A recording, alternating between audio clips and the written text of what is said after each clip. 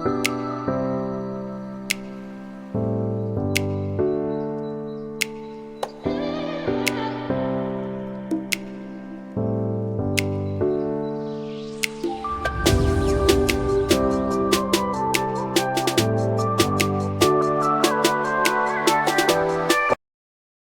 Friends, કેમ છો? આજે આપણે મસાલા બિસ્કિટ ભાખરી બનાવીશું, જે ખૂબ જ ક્રિસ્પી અને અંદરથી એકદમ સોફ્ટ એવી બનીને તૈયાર થશે.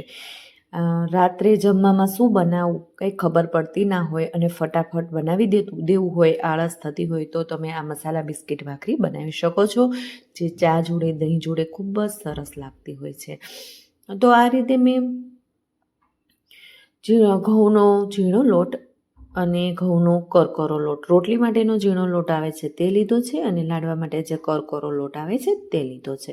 લોટનું પ્રમાણ એ રીતે રાખવાનું છે કે 2 વાટકી ઝીણો લોટ લો તો 1 વાટકી કરકરો લોટ રાખવાનો છે. અહીંયા અમે મેથી, આદુ, મરચાં અને લસણની પેસ્ટ તૈયાર કરીને રાખી છે.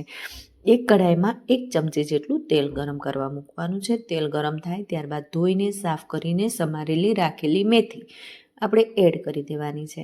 આ રીતે મેથી જો સાતળશું ને તો મેથીનો ટેસ્ટ પણ સારો આવે છે, એમાંથી કડવાશ પણ દૂર જતી રહે છે, મોઇશ્ચર હોય તો પણ થોડું જતું રહે છે, એટલે આપણી ભાખરી લાંબો ટાઈમ સુધી સારી રહે છે. અને મેથીનો વધારે પ્રમાણમાં ઉપયોગ કરવો હોય તો પણ કરી શકાય છે. અને મેથી વણતી વખતે બહાર પણ નથી નીકળતી. જો આપણે એમનામ મેથી લઈએ ને તો મેથી થોડી વધારે પડી ગઈ હોય તો બહાર નીકળી જાય છે વણતી વખતે, તો આવું કશું થતું નથી. તો આ સાતળવાથી ખૂબ જ સરસ બને છે. તમે સાદા થેપલા જો બનાવતા હોય તો પણ તમે આ રીતે મેથી સાતળીને લેશો તો તે પણ ખૂબ જ સ્વાદમાં સરસ લાગે છે. તો આ રીતે આપણી મેથી સતળાઈ જાય ત્યારબાદ આદુ, મરચાં અને લસણની પેસ્ટ લેવાની છે, એને પણ થોડી સાતળી લેવાની છે. જો લસણ ના ખાતા હોય તો સ્કીપ કરી દેવાનું. આ રીતે આપણે બધું સરસ રીતે સાતળી દેવાનું છે. આપણે કોઈ જગ્યાએ બહાર ફરવા જતા હોઈએ છીએ ત્યારે નાસ્તાની બહુ માથાકૂટ થતી હોય છે, તો તમે આ રીતે ભાખરી બનાવી દો તો 1 વીક સુધી આરામથી સારી રહે છે, અને ભાખરીને કશું થતું નથી. ખાવાની પણ ખૂબ જ મજા આવતી હોય છે. તો ચોક્કસથી આ રીતે આપણે ભાખરી બનાવીને સાથે લઈ જઈશું બિસ્કિટ ભાખરી, તો નાસ્તાની કોઈ પ્રશ્ન જ નહીં રહે. તો આ રીતે આપણે હળદર નાખીશું. ઉતાવળમાં હળદર થોડી ઢોળાઈ ગઈ છે.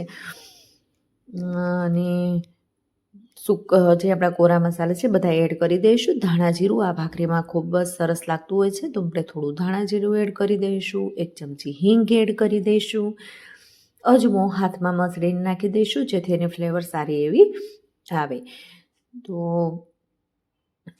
આ રીતે આપણે તલ એડ કરવાના છે. તલ પણ આ ભાખરીમાં, મસાલા બિસ્કિટ ભાખરીમાં સારા લાગતા હોય છે, તો તલનું થોડું પ્રમાણ વધારે રાખવાનું છે.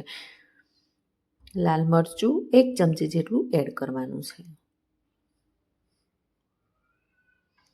મીઠું પોતાના સ્વાદ પ્રમાણે એડ કરી દેવાનું છે. અને હવે આપણે આ બધી જ વસ્તુ એડ કરી દીધા બાદ આપણે તેલ એડ કરવાનું છે. તેલ પણ ખૂબ જ ઓછા પ્રમાણમાં, એટલે કે 1 ટેબલ સ્પૂન જ નાખવાનું છે, વધારે પડતું નાખવાનું નથી.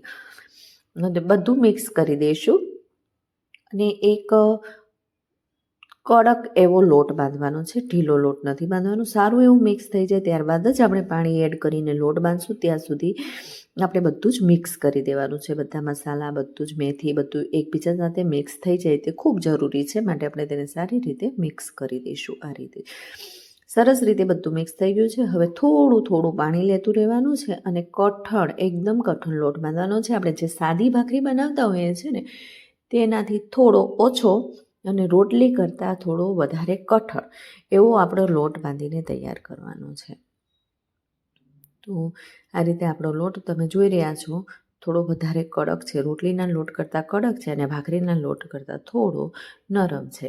એવો આપણે લોટ બહુ જોરથી પ્રેસ કરીએ તો આટલો ખાડો પડે છે. તેને 15-20 મિનિટ આપણે રેસ્ટ આપીશું, અને ફરી આપણે તેને થોડો આ રીતે હાથથી સોફ્ટ કરી લેવાનો છે. તો અહીંયા આપણો લોટ રેડી થઈ ગયો છે. આપણે તેમાંથી એક થોડો લુઓ લઈ ભાખરી વણી દેવાની છે. આ ભાખરી ખાવામાં ખૂબ જ ટેસ્ટી લાગે છે. જો તમે હજુ સુધી આવી મસાલા ભાખરી કોઈ દિવસ બનાવી નથી તો ફરવા જાઓ ત્યારે કે રાત્રે ડિનરમાં ચોક્કસથી એકવાર આવી ભાખરી બનાવીને ટ્રાય કરજો. ખૂબ જ સરસ લાગશે. ઘરમાં બધાને બહુ જ ભાવશે.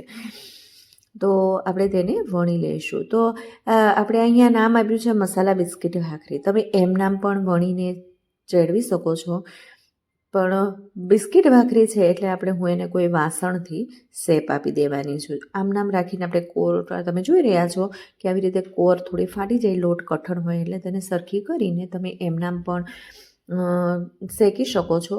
પણ અહીંયા આપણે બિસ્કિટ નામ આપ્યું છે એટલે પ્રોપર શેપ હોય તો વધારે સારું લાગે. એટલા માટે આ રીતે કોઈ બાઉલથી આપણે તેને રાઉન્ડ શેપ આપી દઈશું જેથી પ્રોપર બિસ્કિટ જેવી લાગે. એટલા માટે મેં આ રીતે એને કટ કરીને શેપ આપ્યો છે. તો અહીંયા આપણી ભાખરી વણાઈને રેડી થઈ ગઈ છે. તો હવે આપણે કાંટા સમજી લઈશું અને તેના કાણા પાડી દઈશું જેથી તે ફૂલે ના અને એકદમ ક્રિસ્પી બને. તો અહીંયા આપણી ભાખરી બહુ થીક નહીં, બહુ પાતળી નહીં, મીડિયમ સાઇઝની શેકવાની છે. તો આપણે તેને મૂકી દઈશું. આ રીતે આપણે તેને બંને સાઈડ શેકવાની છે. એક સાઈડ શેકાઈ જાય ત્યારબાદ પલટાવીને બીજી સાઈડ આપણે તેને શેકી દઈશું. આ ભાખરી એટલી સરસ બને છે. આપણે બહારથી તો જાણે કે બિસ્કિટ જ ના હોય, લુક વાઇઝ તો એવી જ લાગતી હોય છે, પણ ખાવામાં અંદરથી પણ જેને દાંત ના હોય ને તે પણ ખાઈ શકે એવી એકદમ સોફ્ટ બને છે. અને ભાખરી ઘીમાં બનાવીએ તો ખૂબ જ સરસ લાગતી હોય છે. તો આ રીતે ઘી લગાવી દઈશું. તો તમે ચાહો તો તેલમાં પણ બનાવી શકો છો. ફ્રેન્ડ્સ, તમને મારી આ માહિતી સારી લાગતી હોય, મારા વિડીયો જોવા ગમતા હોય તો પ્લીઝ મારી ચેનલને જો હજુ સુધી સબસ્ક્રાઈબ નથી કરી, કાઠિયાવાડી ચટાકાને સબસ્ક્રાઈબ નથી કરી તો ચોક્કસથી કરી લેવી. અને માહિતી ઉપયોગી લાગી હોય તો તમારા ફ્રેન્ડ્સ, સગા સંબંધી સુધી શેર કરવી. અને તમે ફરવા જાઓ ત્યારે તો ચોક્કસથી આવી ભાખરી બનાવીને સાથે લેતા જ જજો. ખૂબ જ કામમાં આવશે. એકવાર જો નાસ્તો મળ્યો નહીં તો બહારથી ચા કે દહીં લઈ લઈએ અને સાથે ખાઈએ તો એક ટાઈમનું આપણું ચાલી જાય એવી ભાખરી બનીને રેડી થતી હોય છે. અમે તો જ્યારે ફરવા જઈએ ત્યારે આ રીતે હું ભાખરી બનાવી જ લઉં છું. છોકરાઓને પણ ભાવે છે અને મોટાઓને પણ ભાવે છે. ખૂબ જ ટેસ્ટી બને છે. તો તમે જોઈ રહ્યા છો આપણે બે બાજુ ઘી લગાવીને એકદમ ક્રિસ્પી એવી આપણી મસાલા ભાખરી રેડી થઈ ગઈ છે. હવે આપણે આના પર થોડું ઘી લગાવવું હોય તો પણ લગાવી શકાય છે અને એમનામ રાખવી હોય તો પણ રાખી શકાય છે. પણ ઘી લગાવવાથી ખૂબ જ સરસ લાગે છે માટે આપણે થોડું ઘી ઉપર લગાવી લઈશું. લુકવાઇઝ ખૂબ જ સરસ અને ટેસ્ટમાં પણ ખૂબ જ સરસ એવી આપણી મસાલા ભાખરી બનીને રેડી થઈ જાય છે. તો બીજી ભાખરી પણ આપણે આ જ રીતે બનાવી લઈશું.